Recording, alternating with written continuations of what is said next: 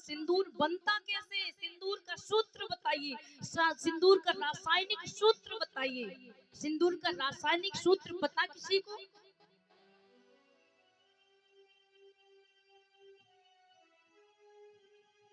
PbO3। हाँ, क्या बोल रही हैं आप? खड़े होके बताएं, सही बोला शायद आपने।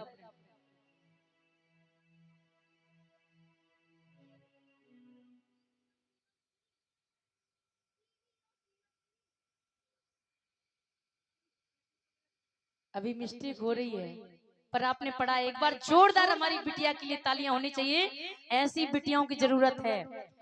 तो सिंदूर बनता कैसे है, सिंदूर का रासायनिक गुण जो है आप मास्टर से पूछना, और जो आप पढ़ी लिखी है ना, अपनी मम्मी को, अपने पापा को, अपनी भाभी को जरूर बताना कि इसका रासायनिक गुण ये है, ये बनता कैसे है। इसमें पारा जैसी धातु मिली होती है। जो पारा बहुत वजन का होता है, एक विषैला पदार्थ होता है, जिसको पी ले ना तो इंसान मर जाता है। पारा धातु जो है एक ऐसी धातु है जो द्रव्य में पाई जाती है, ठोस नहीं होती, उसको ठोस बनाया जाता है। पारा धातु द्रव्य में पाई जाती है, एक विषैला पदार्थ। उसके साथ साथ महीन बारीक पिसा हुआ कांच, कांच मास्टर बताते होंगे, कांच। और हमारा माइंड है ना, माइंड, बालों की सोती होते हुए जब ये विषैला पदार्थ जाता है, उसके सारे सारे कांच जाता है। इससे कैंसर जैसी भयंकर बीमारियां भी होती है। समझ रही माताएं? और नहीं तो आजमा लेना, प्रैक्टिकल कर लेना। ताऊ जी, अंकल जी, आपकी बिटिया है ना, घर में माँ से लड़ाई नहीं हुई, भाभी से लड़ाई नहीं हुई, भाई से लड़ाई नहीं हुई, कोई विषाद नहीं हुआ, है ना। ससुराल 4 दिन के बाद शिकायतें आने लगती, उसको जवाब दे दिया। ये क्या है? ये माइंड में विषैले पदार्थ जाने के कारण माइंड ठीक से काम नहीं करता। तभी तो कहते हैं औरतों की बुद्धि घुटनों में होती है, माइंड में नहीं। ये घुटनों में चली कैसे गई? जब से हमने सिंदूर यूज किया है तब से ही चली गई, तब से ही बुद्धि खराब हो गई। नहीं तो माताओं कहती सिंदूर पति का सुहाग होता है, सिंदूर सब कुछ होता है ना।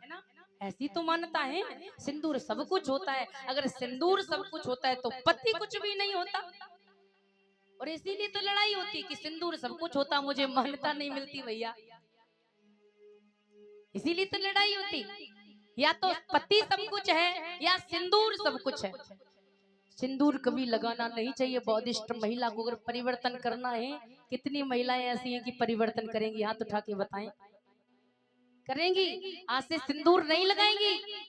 आफत आ गई ना, कैसे बदलोगे? इतना जो आपने खर्च किया है, पंडाल बनवाया, इतने पैसे खर्च किए भैया, काम अपना छोड़ा है, समय व्यर्थ किया है, बदलो ना तो फिर क्या फायदा है? परिवर्तन ना हो तो क्या फायदा है? कोई फायदा नहीं। सिंदूर नहीं लगाना चाहिए। नहीं तो हम दोनों लोग आपके बीच में बैठे, हमारे पति देव हैं, और मैंने अपने जीवन में जब से मेरी शादी हुई 3 साल हुए, कभी भी इतना सिंदूर हमारी मांग में नहीं गया। कहते मांग पूरी भरना है, मांग कहाँ से पूरी तो भरी जाता है, पूरी तो मांग सिंदूर से पूरी मत भरो। इसका मतलब क्या होता है मैं आपको बताऊं कि माता पिता कहते हैं कि आज दिन तक मेरी बेटी ने जो मांग की है ना, वो हमने मांग पूरी करी है, लेकिन इसके बाद तुम्हें हमने सौंप दिया, अब इसकी मांग तुम्हें पूरी करना है। इसका मतलब ये नहीं कि सिंदूर से मांग भर दे और रोज दारू पी ले, परे रहो, पत्नी को मारो, उसकी परवरिश ना करो, उसकी जरूरत पूरी ना करो। उसकी परवरिश करो, उसकी जरूरत पूरी करो, उसकी मांग पूरी करो, ये मतलब होता है। ये मतलब नहीं कि आप सिंदूर से मांग पूरी करें। समझ में आया? सिंदूर से कुछ भी नहीं होता। और मैं आपको बताऊं, सिंदूर नहीं लगाओगी पति को कुछ हो जाएगा? कुछ भी नहीं होगा। 3 साल हो गए सिंदूर तो यूज किया नहीं, इनको कभी बुखार भी नहीं आता है।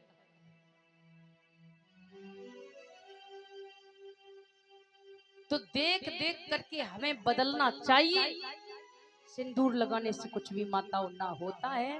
और एक बात है, सिंदूर लगाने से पति सलामत रहता है, तो कोई महिला विधवा नहीं होनी चाहिए। सिंदूर लगाने से पति की उम्र लंबी होती, पति सुरक्षित रहता, तो पति को खत्म नहीं होना चाहिए, हमारा साथ छोड़ के नहीं जाना चाहिए। मैं हर बात को कटिंग करने के लिए राजी हूँ। एक बात बताएं माताओं, चूड़ियां भी गुलामी का प्रतीक हैं। पहले हमारे पाँव में मोटे मोटे लोहे के कड़े डाले जाते थे, जिससे हम चलने में परेशानी हो, चल ना सके ज्यादा, और जो बजने के कारण हमें पता चल जाए कि महिला कहाँ जा रही है। विश्वास नहीं होता था पहले, कहीं चली ना जाए छोड़ के। क्या माताओं आज आपके पति को विश्वास नहीं, जो आप पायल छम छम बजाती हैं? ये कुछ भी हमको नहीं पहनना चाहिए, चूड़ियां नहीं पहननी चाहिए, ये गुलामी का प्रतीक है, ये पति का सुहाग या श्रृंगार नहीं है। अगर पति का प्यार चूड़ियां है, पति इतना प्यार करती, इतना प्यार करती कि चूड़ियां पहनाते, क्या तुम उन्हें प्यार नहीं करती हैं? कभी कह के देखना, एक बार सिर्फ कह के देखना कि 10 साल हो गए, 20 साल हो गए, 15 साल हो गए, 5 साल हो गए, हमने तुम्हारे प्यार को संजो करके रखा है, हम भी तुम्हें प्यार करते हैं, तुम भी मेरे द्वारा दी गई चूड़ियां पहन लो। फिर देखना कितनी लाठियां पड़े।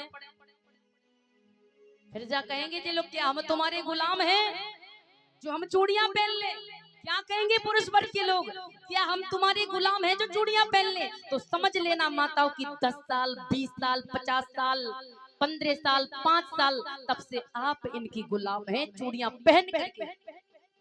ये चूड़ियां कोई श्रृंगार नहीं है, और मैंने भी कभी अपने जीवन में चूड़ियां यूज नहीं की, और नहीं करना चाहिए। श्रृंगार करने से अगर सुंदरता समझती हो अपनी, तो ये सुंदरता भी श्रृंगार नहीं हो सकता। सुंदरता तो वह होती जो वाणी की सुंदरता, विचारों की सुंदरता, आचार विचार की सुंदरता। कहते हैं कि इंसान का चेहरा बोलता है, चेहरा नहीं बोलता। जब हम बोलते हैं तो वाणी बताती है कि हमारा चरित्र कैसा है, अंदर के भाव कैसे हैं, अच्छे या खराब, है ना? हम जब कोई दृश्य देखते हैं, पता चलता है कि हमारा आचरण कैसा है। हमारी वाणी बताती है, हमारी नजर बताती है मेरा चरित्र कैसा है ना? सुंदरता विचारों से होनी चाहिए। ऐसा नहीं कि भैया खूब लिपस्टिक लगाए ले, खूब बिंदिया लगाए ले, खूब सिंदूर लगाए ले, और बढ़िया क्रीम लगा के बढ़िया एकदम से पार्लर से तैयार होके शकल को सुंदर बना लो तो आप सुंदर हो जाएंगी।